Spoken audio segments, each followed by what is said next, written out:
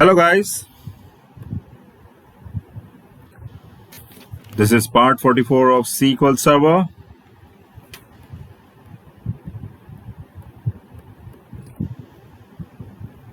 In this session, we will learn about after trigger, after update trigger specifically. In part 43,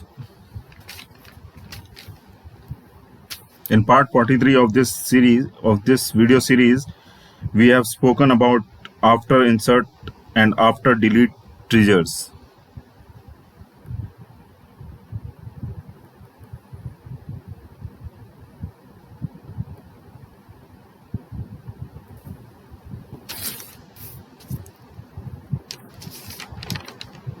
Again, in part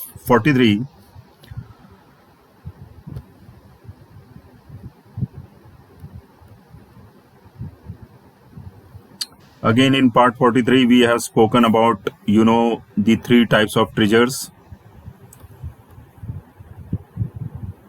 that are available in SQL Server: DML, DDL, and logon triggers. DML triggers are fired automatically in response to DML events. And an example of DML events include insert, update, and delete statements. DML triggers can again be classified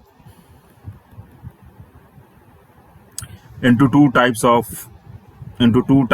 after triggers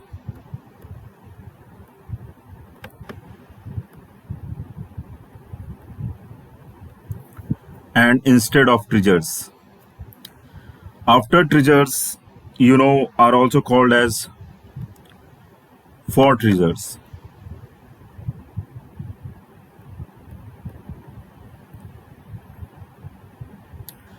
And in part 43, we have spoken about after insert and after delete triggers. And we know that after triggers fires after the triggering action.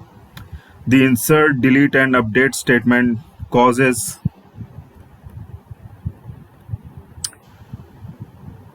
an after triggers to fire after the respective statement complete execution.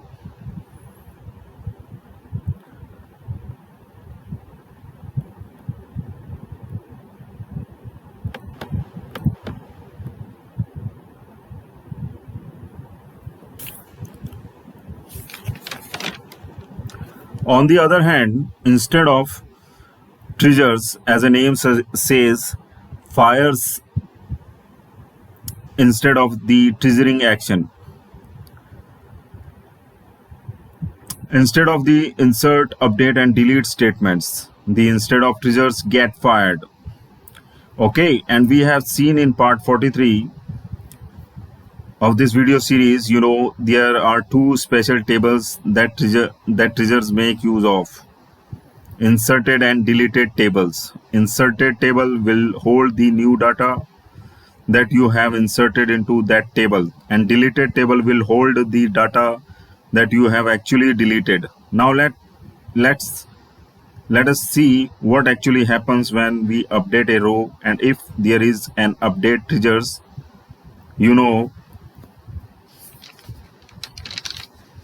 what does these inserted and deleted tables contain. So let's first quickly create an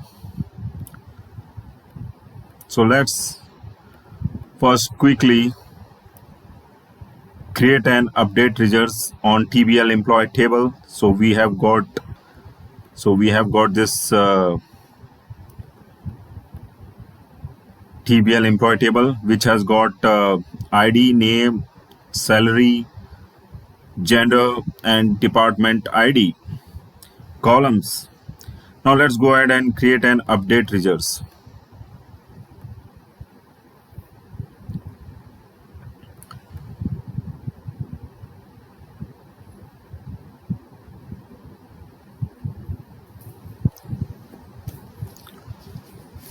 Now let's go ahead and create an update trigger on this table, and then update a row and see what these inserted and deleted tables looks like. So let's get into SQL Server.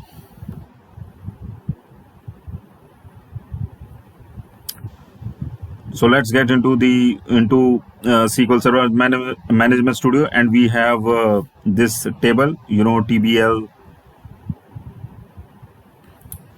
employee table.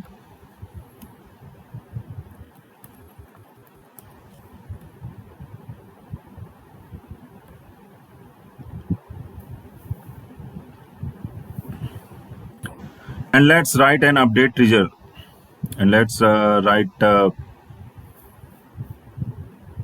an update trigger for this. And again, the syntax for the update trigger is pretty much similar to insert and delete triggers, except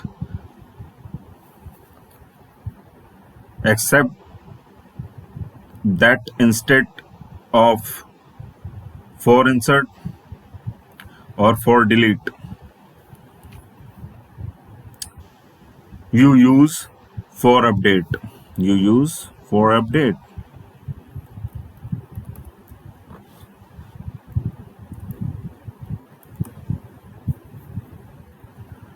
So create trigger.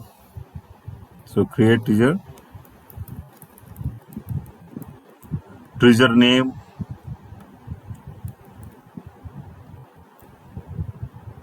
trigger name, and then give a meaningful to the trigger. Usually trigger will have a tr prefix.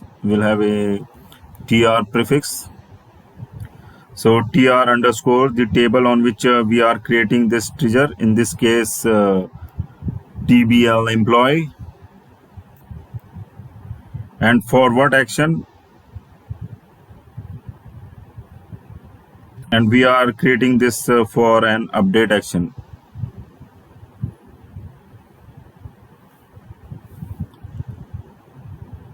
For update action. So for update,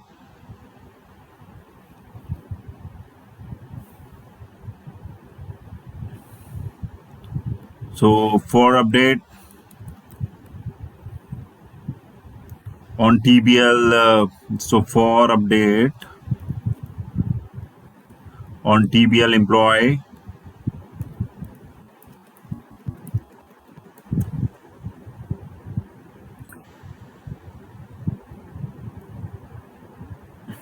for update as begin and end. Okay. So here let's simply say select star from the two special tables that trigger make use of. So select star from, so the two special tables that trigger make use of, deleted, and the other one is inserted.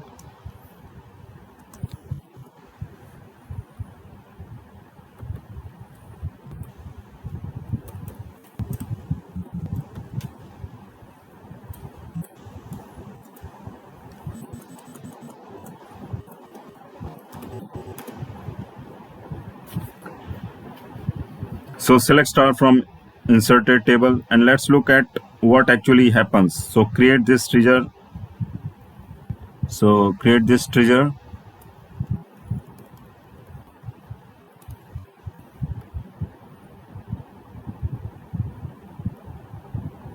Command completed successfully. If we refresh that trigger folder, so if we refresh trigger folder, we should see the triggers that we have just created.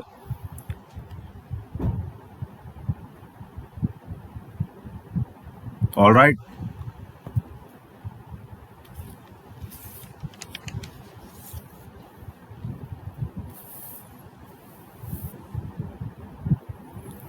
Now let's go ahead and update the employee table. So if you look at the employee,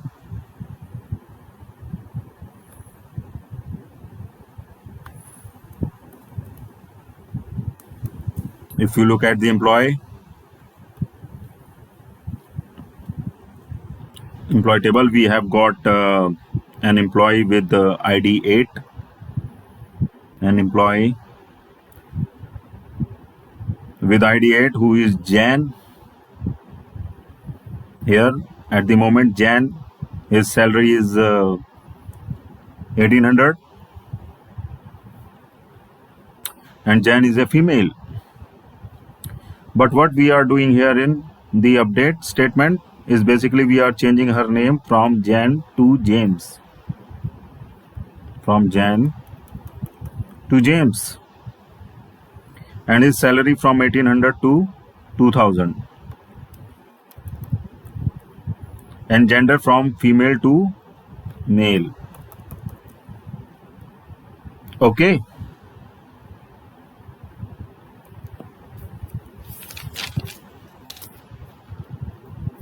So let's execute this and see what actually happens.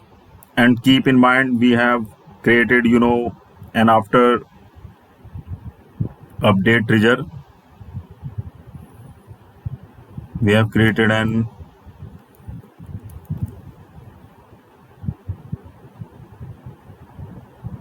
after update triggers. So obviously immediately after the execution of this update statement,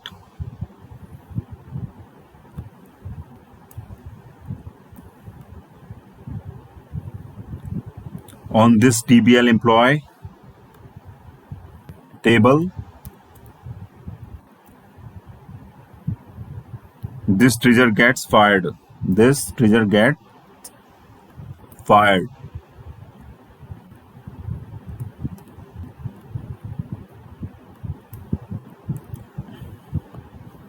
Automatically. Okay, and we know that triggers are actually special kind of stored procedure that execute automatically in response to the DML events. Because these are DML triggers, so let's execute this update statement, see what happens. So press F5.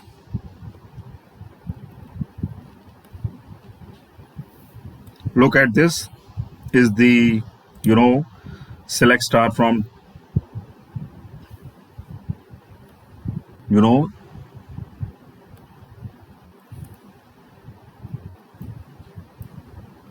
at this this is this is select star from deleted. So deleted table contains this data. So deleted table contains this data, and inserted table contains this data. So if you look at it, ID. So if you look at it, ID we have not changed. The ID. We have not changed the ID because that is the primary key. So it says as it is. So it stays as it is, and we have changed the name from Jane to James, and similarly salary from 1800 to 2000, female to male, and department ID we have not changed, so it is the same. So from this you should have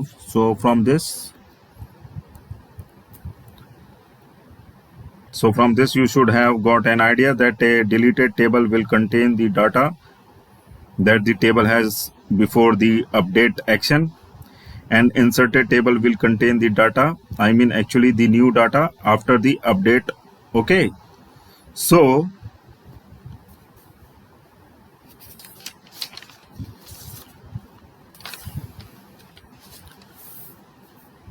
So after update triggers actually make use of both inserted and deleted tables, and inserted table contains the new data. Deleted table contains the old data before the update action. All right. Now with this in mind, let's quickly write a trigger that can audit employee information when we update a specific employee data. Okay.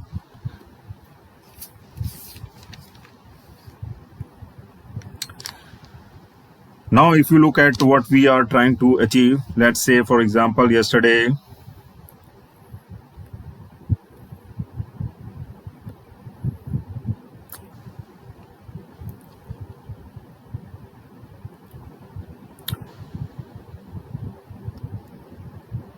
when we spoken about after insert and after delete triggers, we have audited these things. We have audited these things. For example, when we add a new employee, we said new employee with ID is equal to 9. With ID is equal to 9 is added at so and so date and time. Similarly, if an employee is deleted, then we have audited that as well. Similarly, when we update an employee's details, we want to capture what information is updated. Okay, for example, if you look at this employee with ID is equal to 2, changed name from Mike to Mikey, Mike to Mikey, and salary from 3,400 to 3,500. So these two fields are changed. So these two fields are changed, name and salary. These two fields are changed. Okay, if there is only one field changed, then we only want to capture only that one field or that one field. Okay.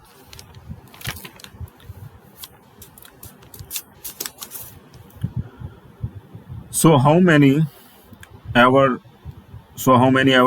are the fields changed? We want to capture all those fields and then log that in this another table called employee TBL employee audit table. Okay, so let us see how to do that. And obviously, we can make use of after update triggers for that. Okay, so we have this TBL employee. So we have this TBL employee and TBL employee audit table. So we want to insert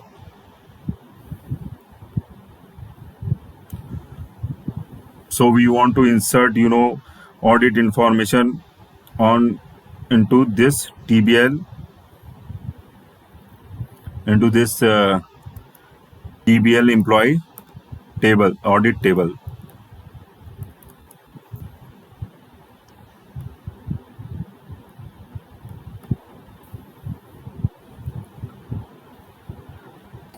And if you look at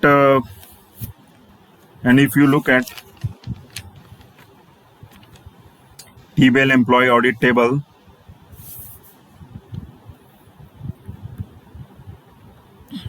TBL employee audit table, it has got one column of type, two columns basically. One is the primary key and the other one is nvarchar. And the other one is nvarchar audit data. Okay, so obviously we will have to build this string. So obviously we will have to build this string.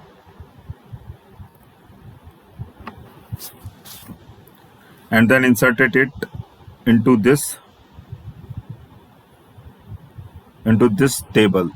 Okay. So if you look at So if you look at the way inserted and deleted tables are storing the old and new data.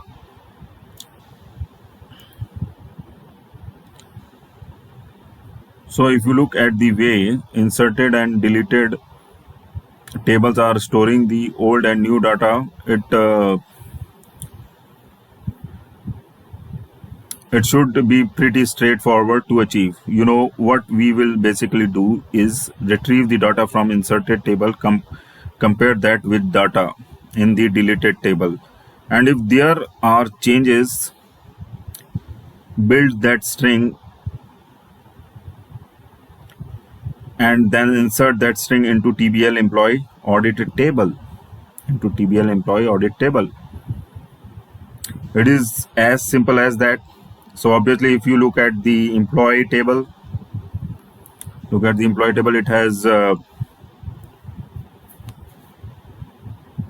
has got name, salary, gender, and department ID columns. So we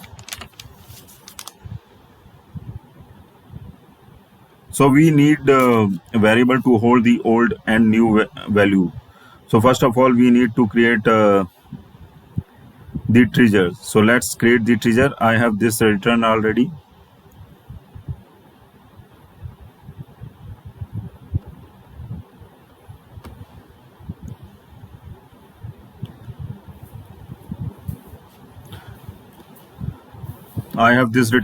So that we don't write so we don't waste time typing it. So create trigger name. So create trigger name. We already have trigger with this name. We will say alter. We'll say alter.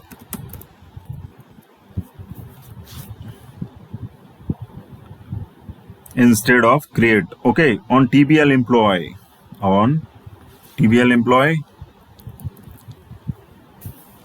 for update, on TBL employee for update as begin. So this is all the regular stuff, and look at this, we are creating same variable, and look at this, we are creating the same variables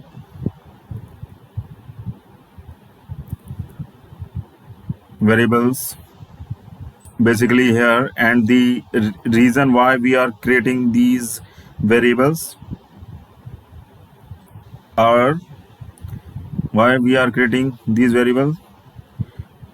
are to hold the old data and the new data. For example, ID will not change. ID will not change. That is the primary key. So I just have one variable to hold that ID of type integer. But then name, salary, gender, and department ID can change. So I am having variable of that data type: old name, new name, old name, new name, old salary, new salary, old gender, new gender, old department ID, new department ID. And then obviously, we need to build a string like this: employee with ID is equal to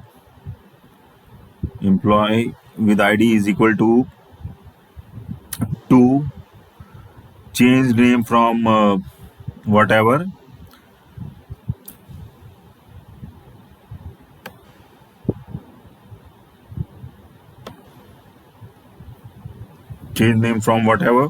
So we need to build a string like this, and to do that we need a variable of type nvarchar.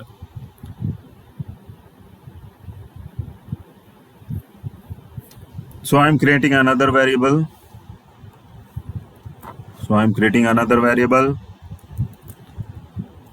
called audit string of length 1000. Okay, and then I am using here a temporary table, and here I am using a temporary table.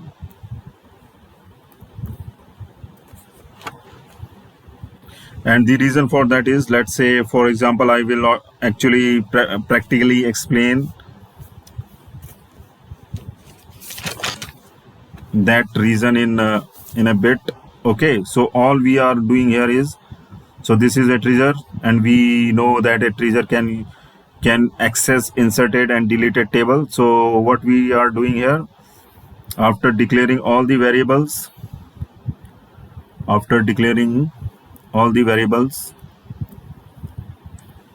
that we need, we are saying, okay, select all the rows from the inserted table. So select the rows from the inserted table.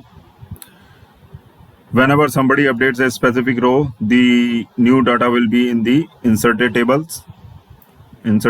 So what we are telling here is, whatever row that is there in the inserted table, take that into the hash temp table.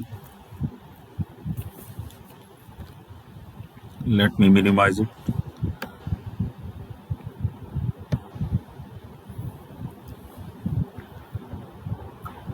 Take that into the temp table. Okay, select star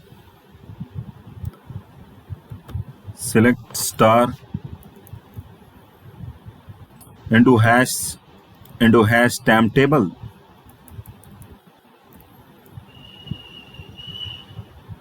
From inserted.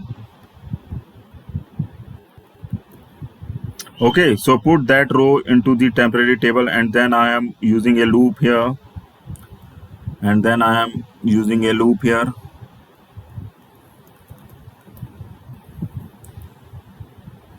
the reason why I am doing this is because somebody can issue an update statement like this: update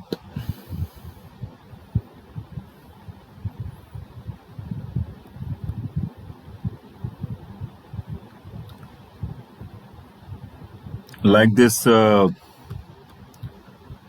update TBL set name,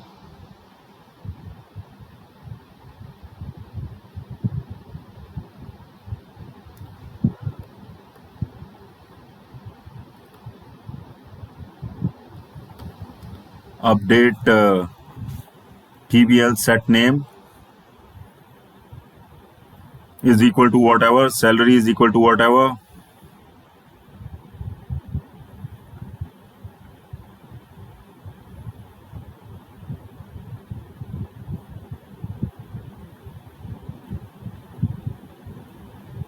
And then where ID in, and then where ID in,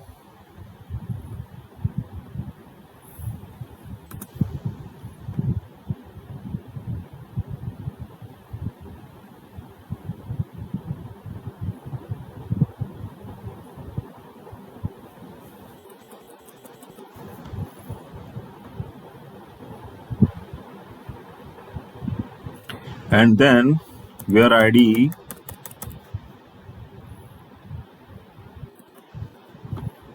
and then where ID in maybe 1 comma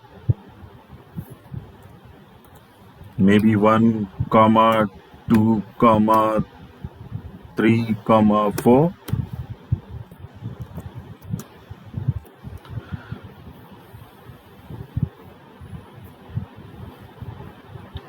They can give any number of IDs they want.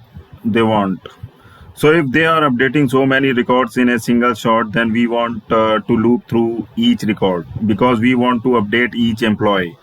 So that is why I am putting this. So that is why I am putting this in this temporary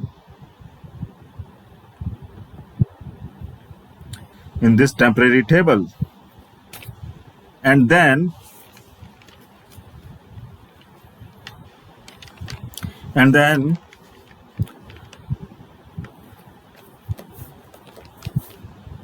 and then looping each row, and then looping each row.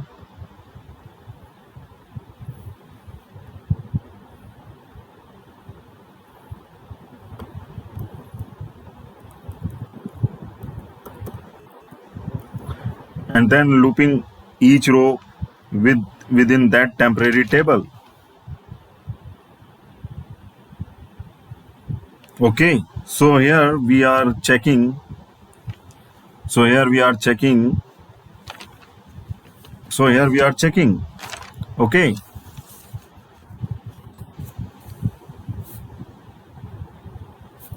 Select ID. Here we are checking. Select ID from hash temporary table. So we are getting the ID. So we are getting the ID. So we are getting the ID column. I mean, if there are rows, select the ID column. If there are no rows, obviously this will not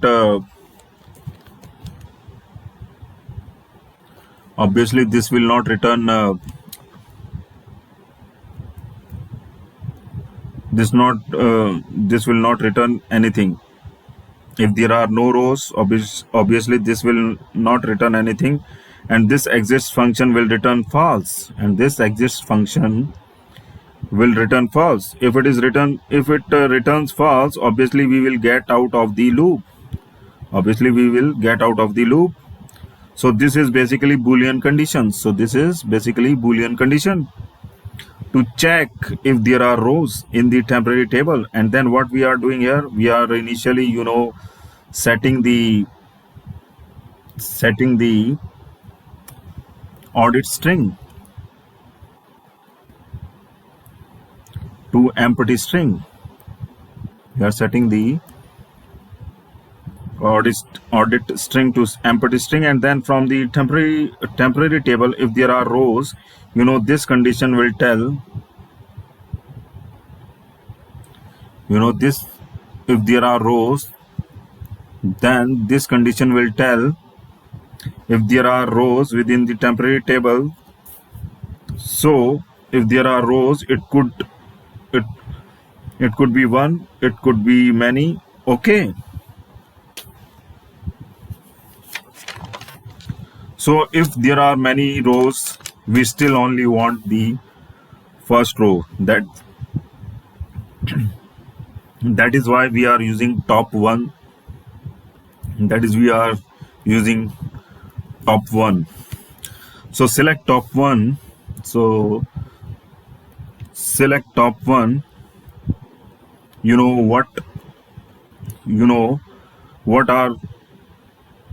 What we are saying is select the ID.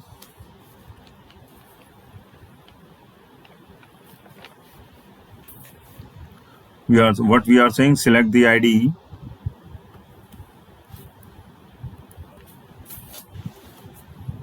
into ID variable. Since this is an inserted table,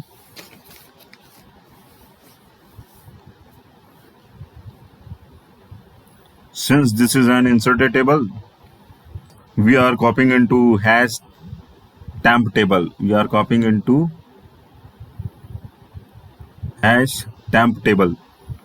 So hash temp table contains the new data. So I am copying the name to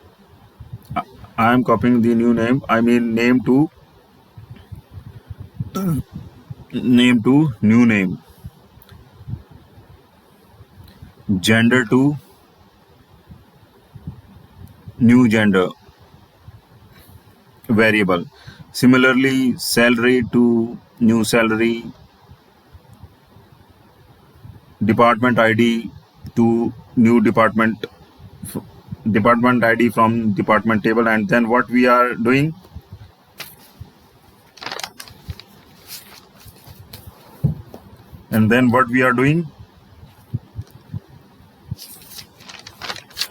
we are taking this ID,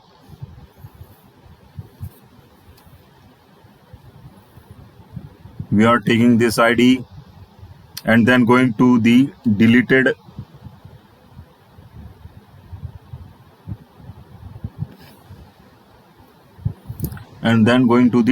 table, because deleted table contains the old data. So we are using the old variables. Old name, old gender, old salary, populating them. Okay, so it is pretty simple. I mean, these two lines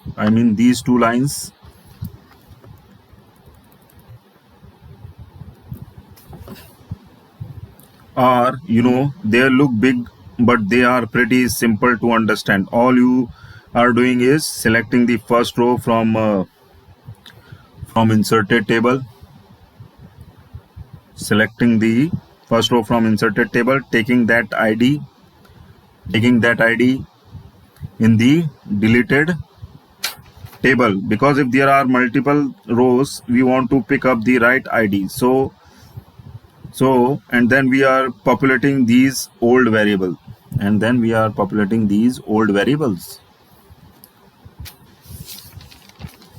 Next step, as you might have guessed, what we will do, we will compare the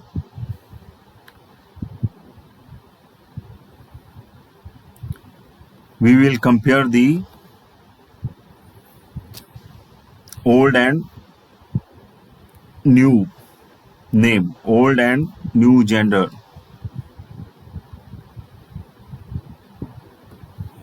We will compare old, new name, old and new gender.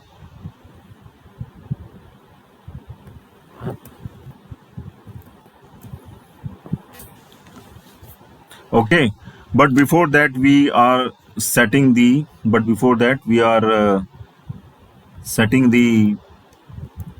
audit string.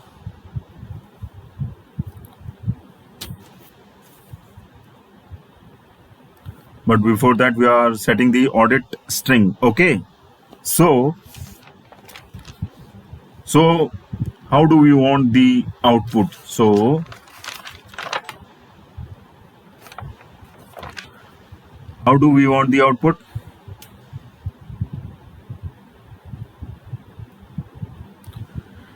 We want to say employee with ID is equal to 2 changed.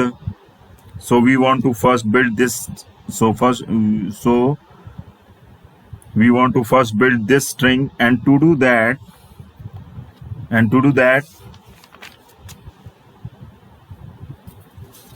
we are setting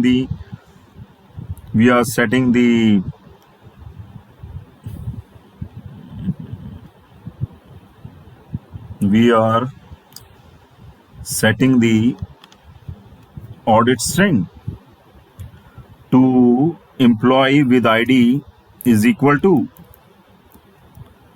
whatever is the ID that we have here.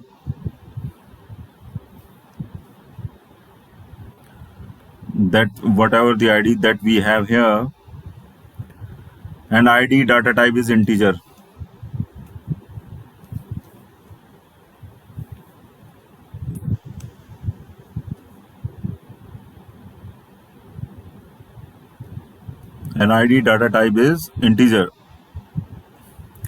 So we need to cast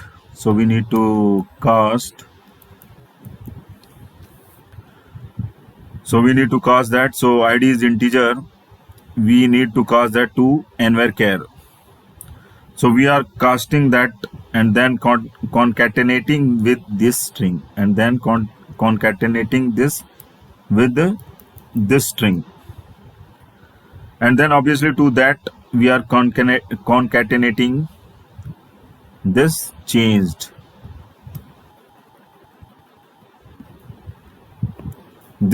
word.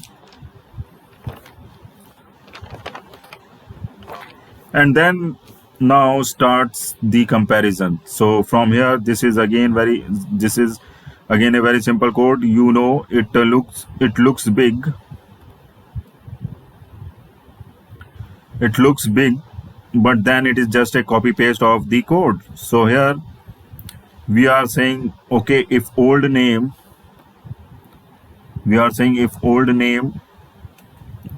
is not equal to new name,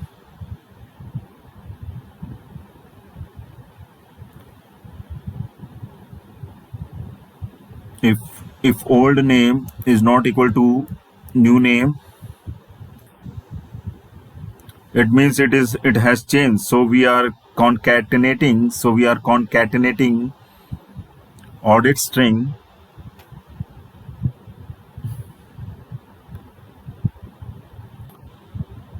So we are concatenating the audit string. So to this audit string, add obviously the old name.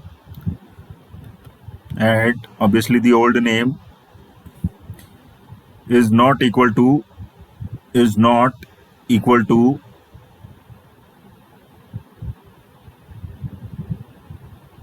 new name.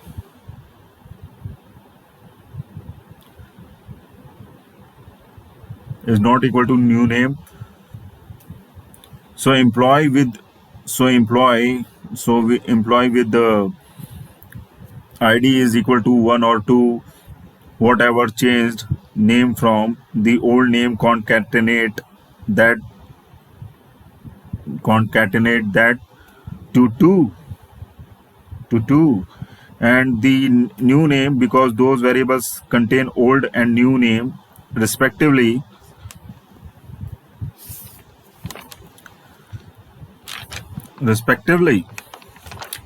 And along the same lines, we are comparing gender,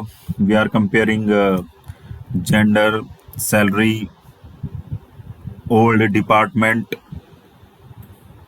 new department, and then we are building these strings dynamically. Dynamically there. If there is no change, then it would not get into this. If there is no change, then it would not get into this if block.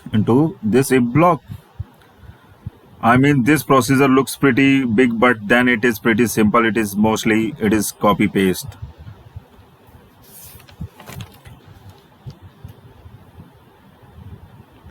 These line you are declaring.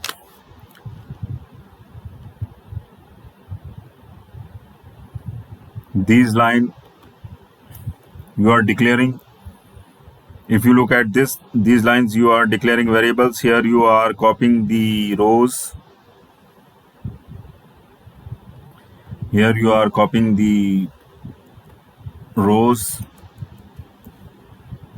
from inserted table into hash temp table, and the reason why we are doing that is because if we have multiple rows, then we want to audit each employee's record, and then we are using a while loop.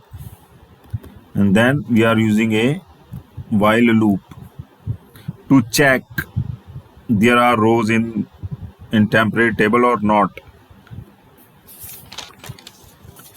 And then here you are taking the first row because you are using top one, because you are here, and then here you are taking the first row because you are using top one keyword. If there are multiple rows, you get the first row from the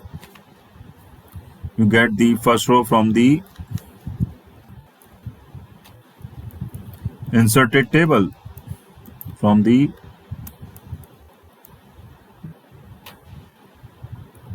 inserted table.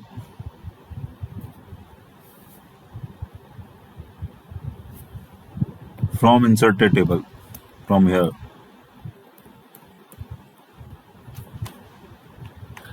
And then along the same lines, you are also getting other columns.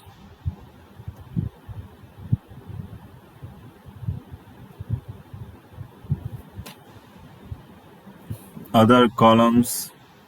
You are getting other columns into those variable, and then using that ID, and then using that ID,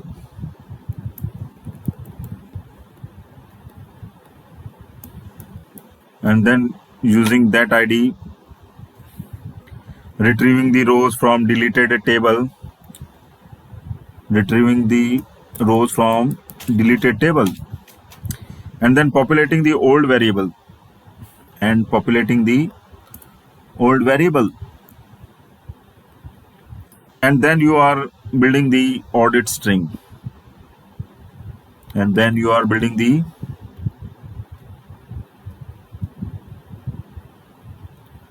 audit strings, then you are building the audit string here.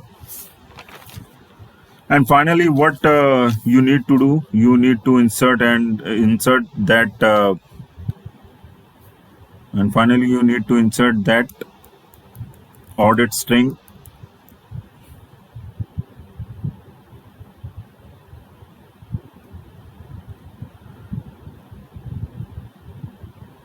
that audit string that audit string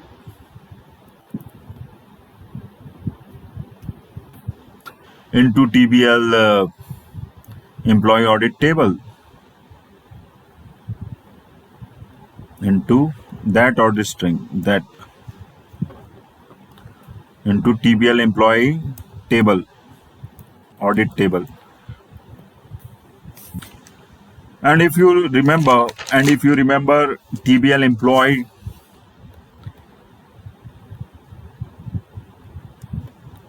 and if you remember TBL employee audit table has got only two columns, ID and audit data column. ID is an identity column whose exceed is 1, increment is 1. So obviously when you insert a new row, ID value will be automatically calculated. You only have to supply the value for audit data column. So that is the reason why we are only supplying audit string. Why we are only supplying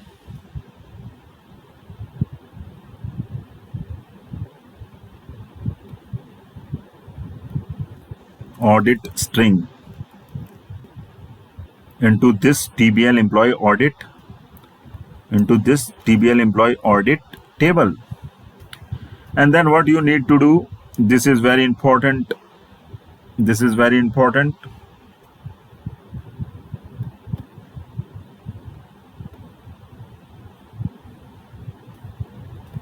This is very important.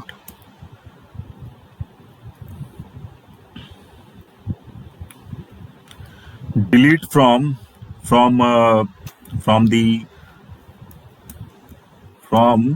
the temporary table. Delete the record that you have just audited. Otherwise this loop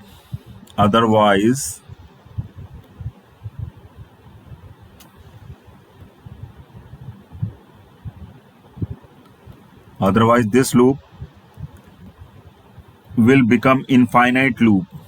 Okay, that's all. Let's alter this trigger and see if it works as expected. So alter this trigger.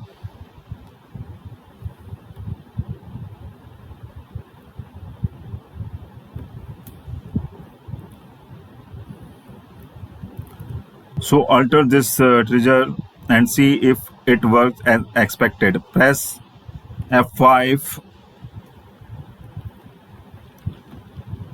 Command completed successfully.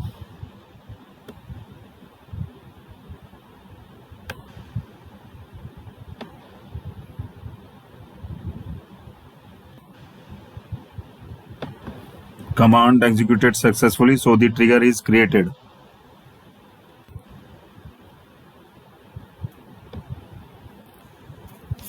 So the trigger is created. Now let's try to update, but before that let's select the data.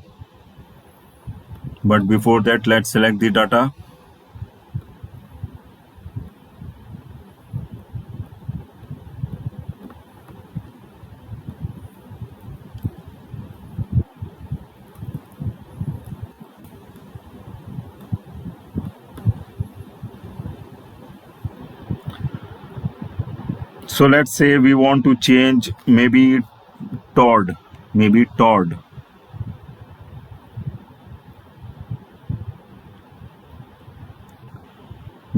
name to Toads.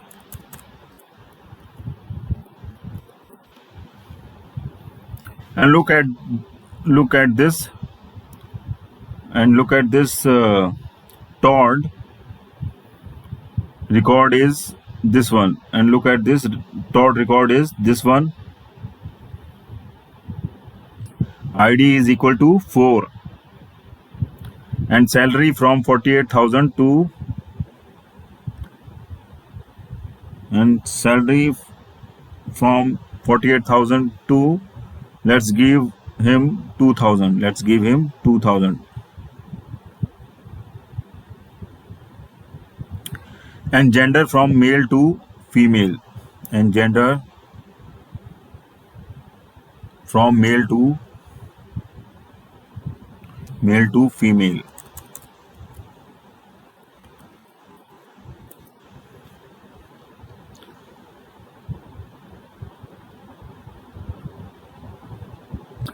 We can also change department ID if we want to, but we are not going to change that, and we can say where ID is equal to, 4. And we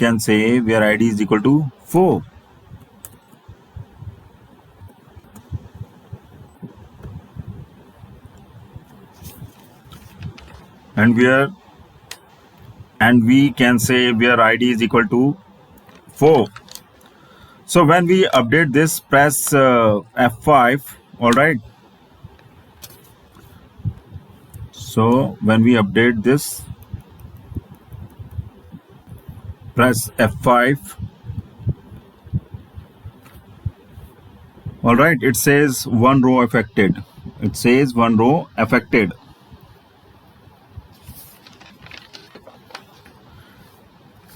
All right. So it is a simple example.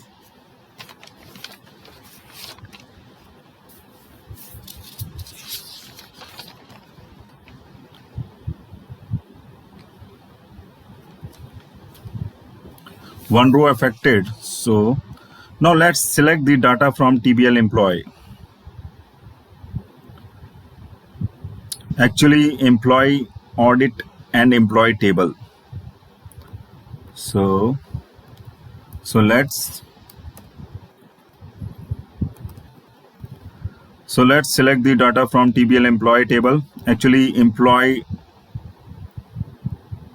audit and employee table. And if you look at the audit table, so it's F5.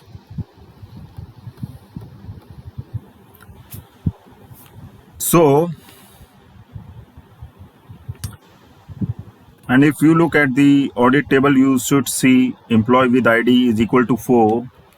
You should see employee ID is equal to 4. Change the name.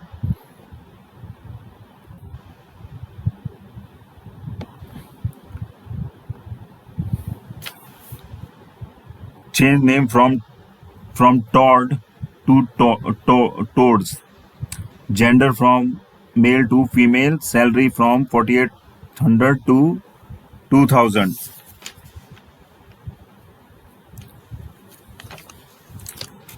All right, so it is a simple example. I mean, it looks big, but then it is, most of it is a copy paste. So the after triggers for update event. So the after trigger for update events makes use of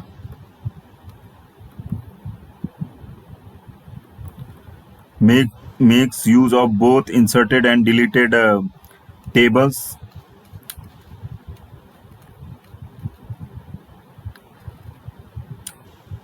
and obviously the inserted table contains the updated data and the deleted table contains the old data. That's it for today. Thank you for listening. Have a great day.